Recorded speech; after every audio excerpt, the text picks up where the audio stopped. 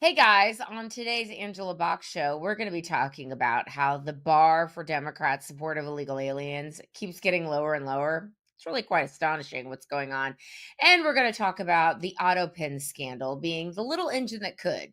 I think I can, I think I can, I think I can. That's not going away. And y'all, we need to talk about Epstein and what the AF is actually going on with that.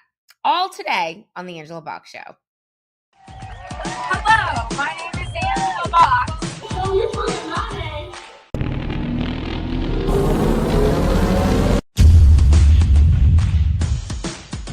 Okay, over the last couple days, we've seen some raids on some pot farms in Ventura County, California. And of course, the usual suspects are out attacking ICE agents, which attacks on ICE agents and attacks on federal agents are up 700% since Trump has taken office. And of course, Democrats who like to say, "Oh, we're the party of the fiery but mostly peaceful protest," like they don't seem to have any problems with this whatsoever. They're like, "Well, it's resistance, so anything goes." It is the usual suspects attacking ICE. It is the Mexican flag waving people who are just like, again, riding and dying for these illegals. And, not for nothing. Why do they continue to wave Mexican flags when they say they want to stay in America? But even though America's the worst country in the world, make it make sense. You would think they'd want to go back to Mexico, but no, they don't. Anyway, over the last couple days, with these latest raids on pot farms in California, not only is Gavin Newsom going to the mat for all the illegals employed on the pot farm, and he's calling Trump a fascist and a dictator, and whatever. We now come to find out that he's supporting these farms, even though there have been confirmed reports of child labor being used at these farms. Not only that, I'm going to be interviewing someone, and I don't want to say too much until I actually interview him, but he allegedly worked on one of these farms, and he can tell you without a doubt that these farms are being run by the cartels. So not only is Gavin Newsom riding and dying for people who are employing child labor, he's also riding and dying for the cartels. Let's keep it 100. And I'll tell you something. That stroke continues to be the best thing that ever happened to Senator Fetterman, because Senator Fetterman, it's like, come on, you're so close. Come on, John Fetterman, throw on that hoodie and come on over to the light. Join the Republican Party. We will have you, hoodie and all. He said last week, he goes, ICE is has a very important role, and I support what they're doing. And he sees the writing on the wall. He understands that as this goes on, and the Democrats bar for supporting even a modicum of law and order just continues to shrink and shrink. He's like, ugh, yeah, I can tell that the American people, not only are we going to want to deport all the quote criminal ones, we want to deport all of them. So keep it up, guys, keep it up. But Fetterman is no dummy, because 56% in latest polling are like, yeah, deport them all. And Fetterman also knows that Democrats continuing to shill for illegal behavior is just, it's not a good look. So, look, I love that Gavin Newsom has stepped in it yet again. He thinks he's going to be president. He will not. It's like you're literally riding and dying for child labor at a pot farm. Okay. Keep it up, Democrats. Keep it up. The longer this goes on, the more hardened our hearts become against even the nannies and gardeners out there. And deport them all. And not only that, one more interesting thing that Fetterman, I'm sure, is well aware of, and Democrats should be aware of, but they're not because they're dumb. All the latest job growth numbers, 100% have gone to native born Americans. What does that tell you, guys? It tells you that Americans will do these jobs, okay? And if you kick out all the illegals and you start by deporting all these people, crazy good things are going to happen. And to close this segment out, and I keep forgetting things I want to add, but I want to add this. When I lived in LA, there was a time when I would call my mother and I would say, there's illegals everywhere. They're overrunning everything.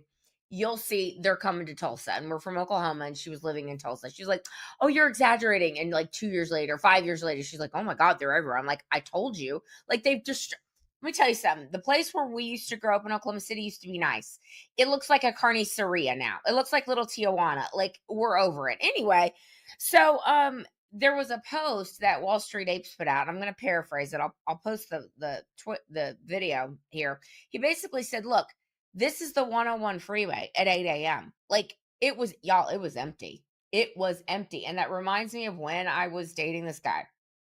And there was this time when they were doing a whole thing about a day without an immigrant, and they were like trying to feel themselves because Republicans were like trying to backdoor everyone into amnesty until everyone was like, oh hell no, the Republican Congress is not doing that. And the American people put a stop to that. So the illegal alien lobby was like, we're gonna show you what it's like without a day without an immigrant. So my boyfriend at the time calls me, and he was on the 405, and he's like, oh my God, there's like nobody on the freeway. Like, can every day be a day without an immigrant? And that's what this video shows. And Stephen Miller was like, what if we've come to find out all of the major cities are being ruined because of illegal immigration? And that's been the problem for this entire time. I don't know. I'm just saying. Could be interesting.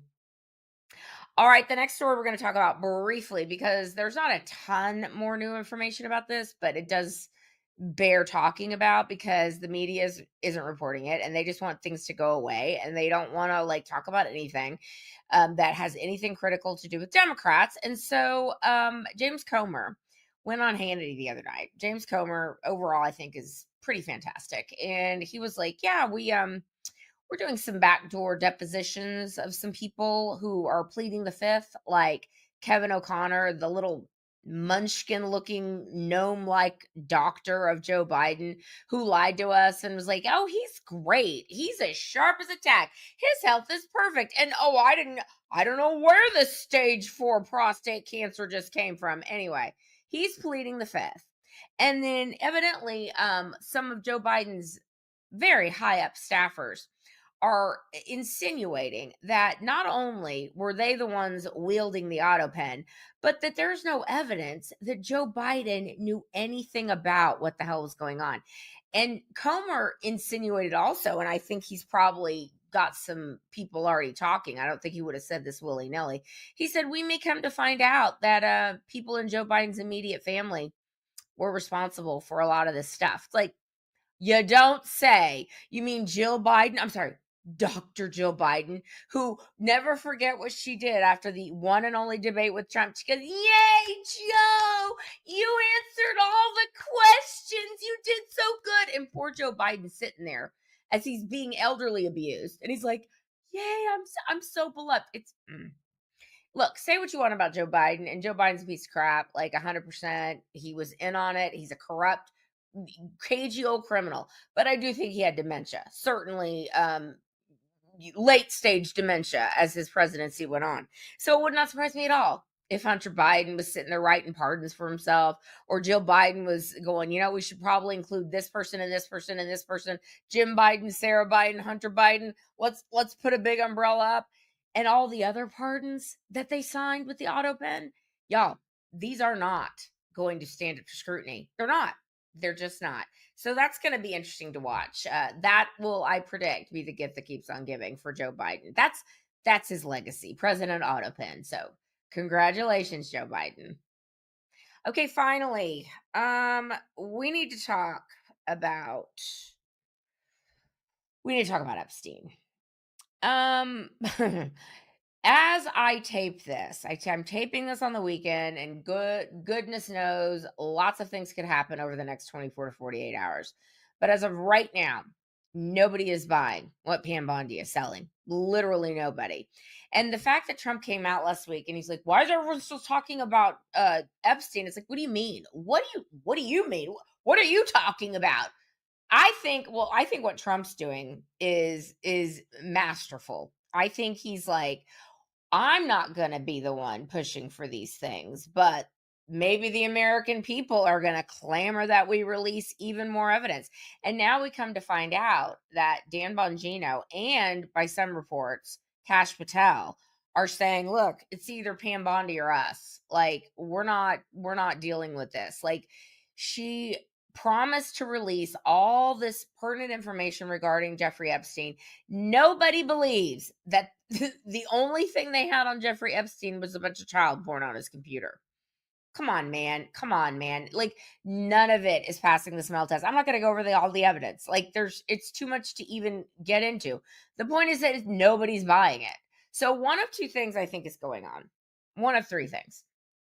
I think the third thing is the least likely. The third thing is that, Democrats are now clamoring to see everything because they think that somehow Trump is in these files. I don't think he is. Because if Trump had been in these files, we would have known about this these many years. Okay? Obviously. I don't think it's that. So it's either one of two things, really. It's either a cover up, which would really suck. And if it is a cover up, then we need to find out who's behind the cover up. That's the most important thing right there. But what I really think is going on, and I think maybe Pam Bondi is taking the slings and arrows right now. I think it's a setup. I think it's a setup for the deep state to come slithering out of their holes. Because who have we seen slither out of their holes the last few days? Reid Hoffman of LinkedIn, Prince Andrew. I imagine Bill Gates is popping his head around, maybe even Bill Clinton, and God knows who else. See, y'all are whoever on the Epstein client list. Y'all know who you are, okay? Y'all know what you did, and y'all understand that he had little pin cameras all around every single one of his properties to tape every single thing that you people were doing for blackmail purposes, obviously. So y'all thinking you're going to have a big sigh of relief, perhaps that's what Trump's whole point is. Like, get them comfortable.